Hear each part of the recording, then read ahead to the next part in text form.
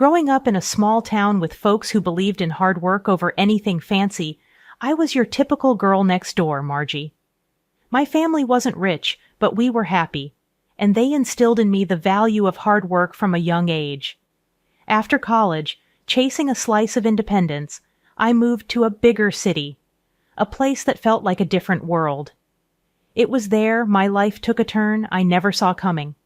I landed a job as a sales manager at a big company, which was a big deal for a small-town girl like me. The job was demanding, but I thrived on the challenge. Unlike my peers who were all about hitting the clubs after work, I was more likely to be found curled up with a book or working overtime. That was until David walked into my life. David was everything I didn't know I was looking for. Charming with a smile that could light up the darkest rooms and a sense of humor that could make anyone laugh. We met through work, and what started as casual coffee breaks turned into long dinners, and before I knew it, I was head over heels. I can't believe how lucky I am, I remember telling him one evening as we walked along the river, the city lights reflecting like stars in the water. Believe it, Margie, you're the best thing that's happened to me, he said, his hand finding mine. It wasn't long before we got married. A simple ceremony, nothing too fancy, just how we liked it. Our daughter Lily came into our lives not long after, and suddenly our little family felt complete. Life was good. David and I found joy in the simple things. We'd take Lily out on weekends with our mobile home, exploring the outskirts of the city, or sometimes just walking in the park, letting her chase the pigeons while we walked hand in hand. But it wasn't all play. Balancing work and family life was tough. After Lily was born, I switched to working half-days to be there for her more. David was supportive, always saying, "Do what you need to, babe. We'll make it work." And we did. We were a team, tackling household chores together, making meals, and taking care of Lily. David's parents were a big help, too. They adored Lily and were always there when we needed a hand. "You two are doing great," David's mom would often say. "It's not easy, but you're making it look like it is." It felt like we had everything figured out, but life has a way of throwing curveballs when you least expect it. One evening, as we were cleaning up after dinner, David mentioned working late more often. "The project's picking up steam, going to need to put in extra hours," he said, almost apologetically. I understood, or at least I tried to. "We'll manage. Just don't work yourself too hard," I replied, trying to keep the worry out of my voice. The shift was gradual, like the slow buildup of clouds before a storm, unnoticed until the downpour is upon you. David's late nights became more frequent, and the warmth that used to fill our home started to cool. I tried to shrug it off, telling myself it was just the stress of his job, but deep down, I knew something was off. Lily started asking more about her dad. "Why isn't Daddy home for dinner?" Her innocent questions were like punches to my gut. "Daddy's gotta work, sweetie. He'll be home soon," I'd say, but the soon stretched longer and longer. One day I got held up at work, something I couldn't avoid. I called David, hoping he could pick up Lily from school. His reaction was like a slap across my face. "What do you mean you're stuck? Can't you see I'm swamped? Handle your own mess," he snapped over the phone before hanging up. Tears stung my eyes, not just from his words, but from the shock of hearing him talk to me like that. I'd never seen this side of him. Panicking, I called his mom. "Hey, it's me. I'm in a bind. Can you grab Lily from school?" I asked, trying to keep my voice steady. "Of course, dear." "Is everything all right with David?" she replied, concern evident in her voice. "Yeah, just work stuff." "Thanks, I owe you one," I managed, feeling a mix of relief and embarrassment. As days turned into weeks, David's detachment grew. He wasn't just absent physically, but emotionally, too. Our home felt like a house with no life in it. I tried talking to him, reaching out, trying to bridge the gap that kept widening between us. "David, we need to talk. Whatever this is, it's not working. Lily misses you." "I miss you," I said one night, mustering all the courage I had. He barely looked at me, his eyes glued to his phone. "What do you want from me, Margie?" I'm here, aren't I? Just tired, that's all, he muttered, his tone dismissive. But that's just it. You're here, but not really. You don't talk to us, to me. What's going on? I pressed, desperate for any crumb of affection or concern. Nothing's going on. Drop it, he snapped, standing up to leave the room. His indifference was a bitter pill to swallow. I lay awake that night, listening to the silence of our home, a stark contrast to the laughter and love that used to fill it. The change in David wasn't just hurting me, it was affecting Lily too.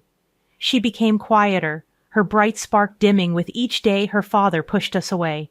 It wasn't just the emotional distance. David stopped helping around the house altogether. Tasks we used to share now fell squarely on my shoulders.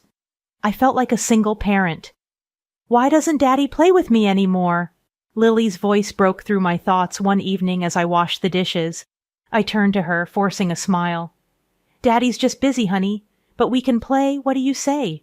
Your choice of game, I offered, trying to mask the ache in my heart.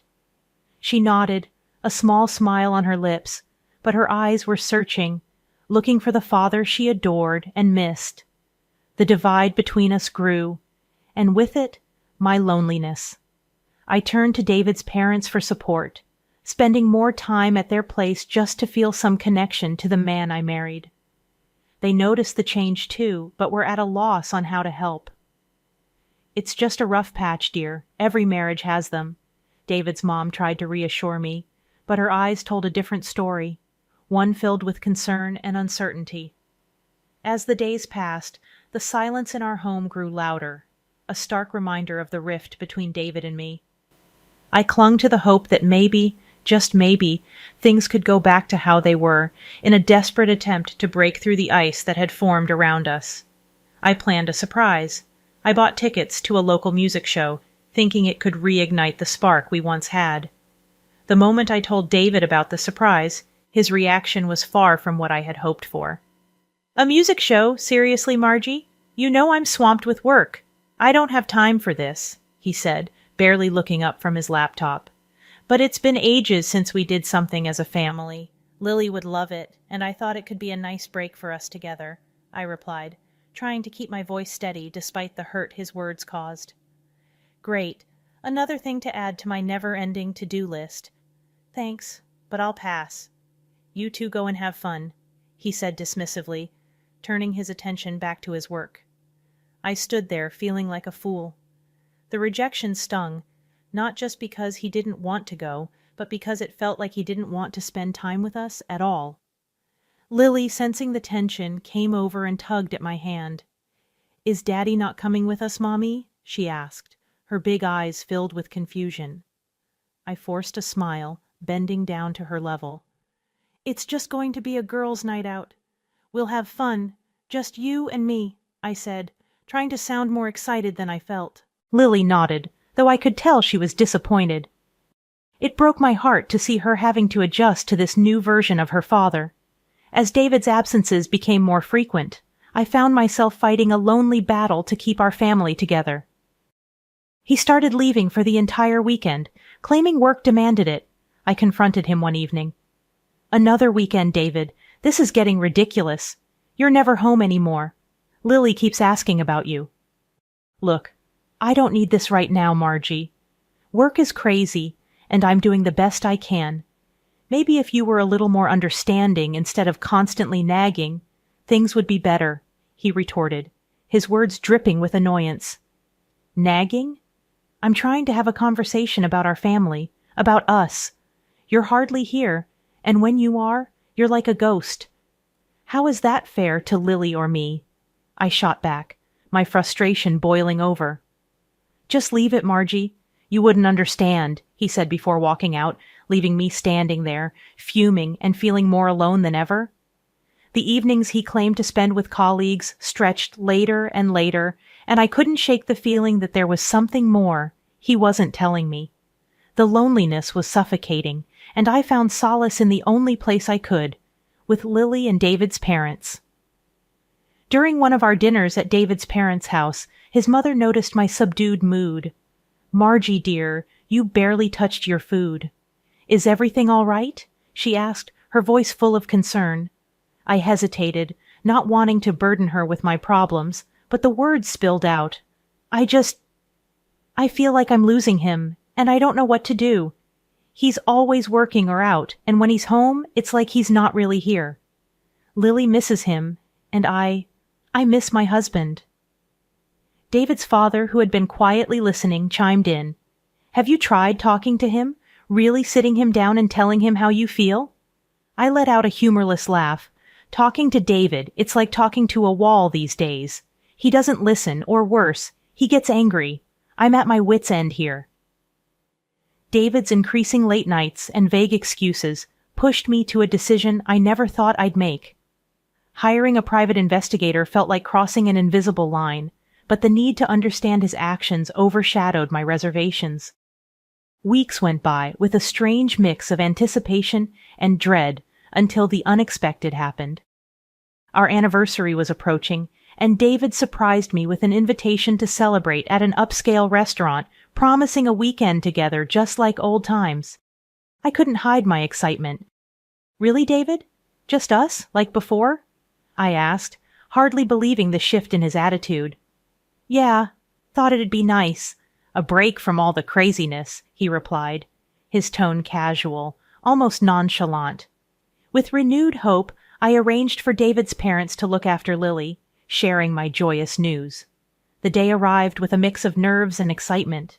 The restaurant was as beautiful as promised, creating a backdrop that felt like a step into our past, a reminder of better days. David was already there, waiting. His gesture of offering me a glass of wine took me by surprise. Come on, let's celebrate. Just this once, he urged when he saw my hesitation. I laughed, a bit uneasy. You know I'm not much for drinking, but okay, just this once, I agreed, wanting to make the most of this rare moment between us. The evening was a blur of wine and toasts. David kept filling my glass, each time insisting, to us. It felt like a dream, our problems momentarily washed away by the ambience and alcohol.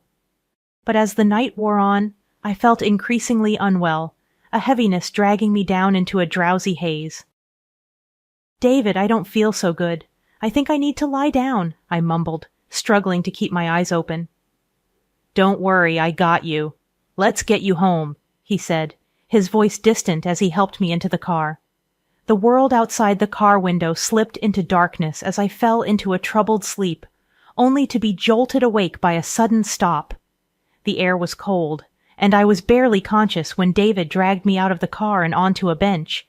Through the fog of my mind, I heard his words, sharp and clear, cutting deeper than any knife.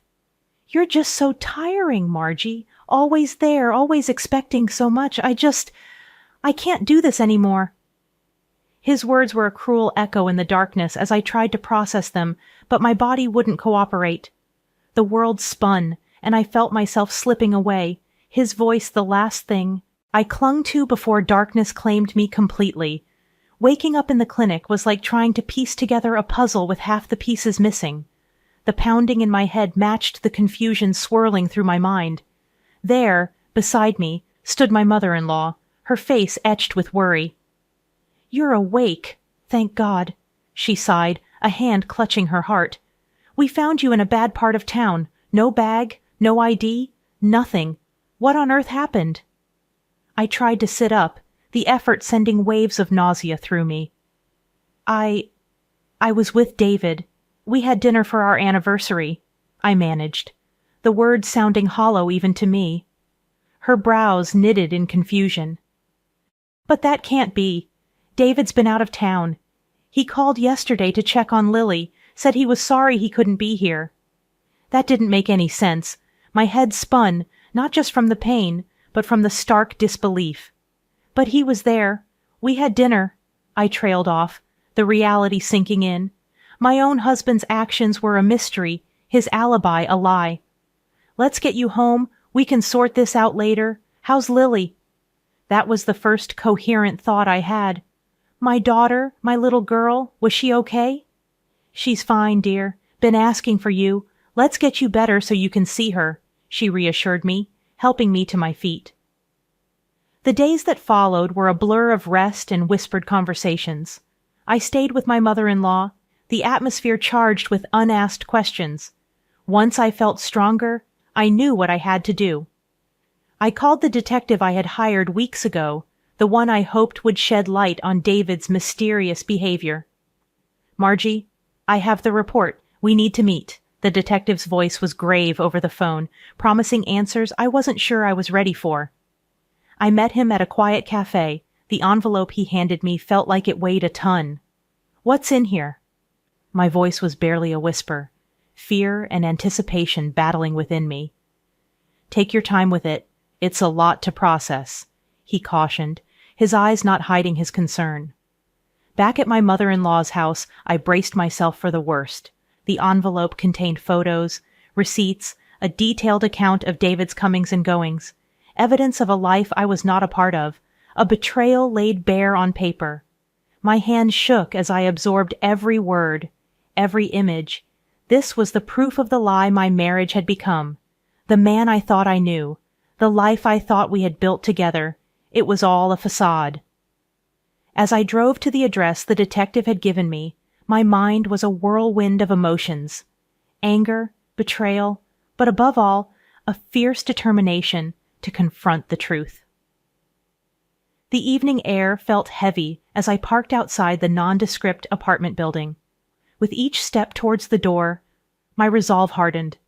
The door was surprisingly unlocked, a foreboding welcome to the scene I was about to witness. Inside, I found them, David and his brightly-haired mistress, lounging as if they owned the world. The shock on David's face upon seeing me was almost satisfying, almost enough to dull the sharp edge of betrayal. "So, this is the hard work that's been keeping you busy every night, huh?" I couldn't keep the bitterness from my voice, nor did I want to. The woman with her pink hair and bright suit just smirked at me, arrogance dripping from every pore. "You shouldn't have come here. It would have been easier for you to just disappear," she sneered, making my blood boil. I turned to David, my heart aching with the betrayal. "How could you do this to me, to us?" I demanded, though a part of me doubted any answer could ease the pain. She laughed, a sound so cold it sent shivers down my spine. "Because you've been in the way of our happiness. We've wanted you gone for a long time," she said, her cruelty cutting deep. But I wasn't there to break. I stood my ground, my voice steady despite the turmoil inside. "I know all about your plans. I'm not here to beg or cry. I've seen the evidence. I know about the poison, and the police do too," I revealed, presenting the evidence I had gathered, the blood tests, the detective's report, the video evidence. Their faces fell, but it was the mistress who recovered first. "You can't prove a thing. You're out of your depth," she hissed, but her bravado couldn't mask the fear in her eyes. I pulled out my phone, showing them the recordings of their plotting. "It's all here. The police have everything they need, and there's more, much more." David tried to speak, but the woman cut him off, still playing the queen of denial. "You think this is over? You think you've won?" she spat, but her words were desperate, the threats empty. I faced them both, my heart heavy but my conscience clear. "This was never about winning or losing. It's about justice. For me, for anyone you might have tried to hurt after me. You won't get away with it." As I left, their stunned silence was a cold comfort. The night air felt sharper somehow as I stepped outside, but I walked away with my head held high. I had confronted the darkest part of my life head-on, not with violence or anger, but with the truth. The courtroom was charged with tension, every eye fixed on the drama unfolding. It was the day of reckoning for David and his mistress, the day their fates would be sealed by the weight of their own deceit. Despite their defiant denials, the evidence spoke louder than their lies. As the prosecutor laid out the evidence, it was like reliving the nightmare all over again. First came the restaurant security footage, a silent witness to David slipping something into my glass, a betrayal captured in grainy clarity. Then the city's cameras painted a damning trail, showing David abandoning me in a place no one should ever be alone at night. The final nail in the coffin was the medical reports, undeniable proof of the toxins coursing through my veins, a sinister attempt on my life. David and his mistress sat side by side, a united front in their guilt. Their attempts to brush off the evidence were pathetic, their lies crumbling under the weight of truth. "It's all a misunderstanding," David tried to argue, his voice lacking any conviction. The mistress chimed in, her arrogance undimmed. "That evidence could have been doctored. You have no proof it was us," she sneered, trying to sound confident. But the evidence was irrefutable. The videos, the tests, the detective's thorough investigation, it all pointed to one undeniable conclusion. They were guilty, and justice was about to be served. The judge's gavel was a sound of finality. Based on the overwhelming evidence presented, this court finds the defendants guilty as charged, the judge declared, his voice echoing through the silent courtroom. And then, the financial compensation. It wasn't about the money, not really. It was about accountability, about making them pay in some small way for the havoc they wreaked on my life and my daughter's life. Now, it's a stark contrast to those shadowed days. My daughter and I have found peace, a new beginning forged from the ashes of our past. Our home is filled with laughter and love, a safe haven that once seemed impossible to reclaim. "We did it, Mommy." My daughter's words are a balm to my soul, her smile the brightest light in my life. "Yes, we did, sweetheart. We're going to be just fine," I assure her. And in my heart, I know it's true. The journey was long and fraught with pain, but standing here now with my daughter by my side, I'm reminded of the strength and resilience that lies within us.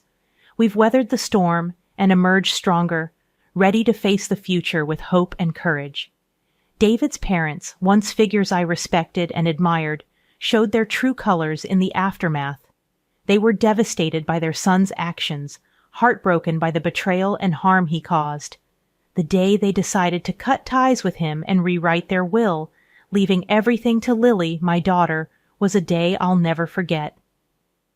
"I don't know what to say," I managed, my voice choked with emotion. "It's what's right. She's our granddaughter, and we love her. We want to make sure she knows she's not defined by her father's mistakes," they replied, a firmness in their tone that left no room for argument.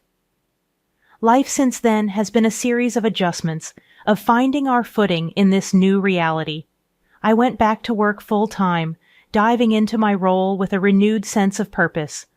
Balancing work and being a single mom to Lily hasn't been easy, but it's been our life, and it's been good. My mother-in-law, bless her soul, has been a godsend.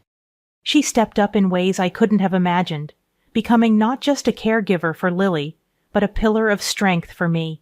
Our bond, forged in the fires of family drama, has become unbreakable. "Lily's lucky to have you, you know. We both are," I told her one evening as we shared a quiet cup of tea after putting Lily to bed. She waved me off, her usual modest self. "Nonsense. I'm just doing what any grandmother would. Besides, seeing you two happy is all the thanks I need." Our conversations, once filled with the pain and confusion of David's betrayal, now revolve around plans for the future, Lily's latest achievements, and the simple joys of our day-to-day lives. We laugh more, worry less, and cherish the peace that has settled over our home. Lily, growing more each day into a bright and curious young girl, is the light of our lives. She knows she is loved, cherished, and supported not just by me, but by the extended family that rallied around her. "Mommy, when I grow up, I want to be strong like you," Lily said to me one night, her words filling my heart with warmth. "You already are, my love. You're the strongest person I know," I replied, tucking her in, a sense of contentment settling over me.